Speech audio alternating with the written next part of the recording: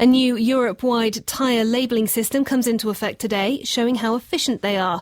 The idea is to increase road safety, make driving more cost-effective and reduce the environmental impact of tyres. Michael Welch is Managing Director of online tyre seller Blackcircles.com.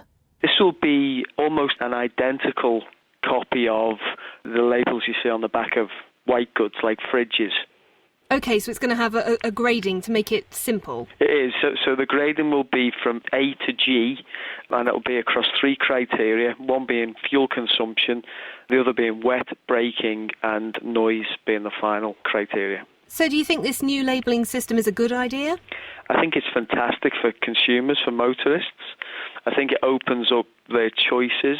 Frankly, there's been, in the last 30 years, probably 4 or 5 brands who've really dominated in terms of shelf space and consumer consideration. What this does is it rates criteria that consumers can study before they embark on making a transaction on tyres.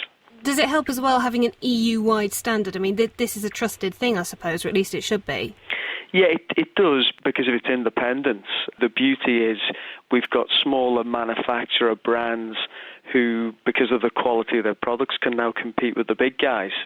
I guess the same applies in terms of retail. You've got some of the big high street retailers will stock maybe 3 or 4 brands.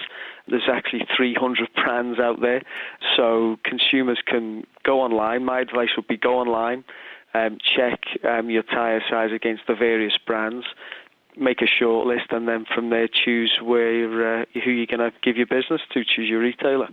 Is it going to be more work for the manufacturers and sellers, though? Yeah, it is, and that's a good thing, though. I think that as retailers, we've got to work harder, and we have to work hard for customers' business, frankly. And what this gives us is a challenge in communicating the merits and the benefits of certain products versus others.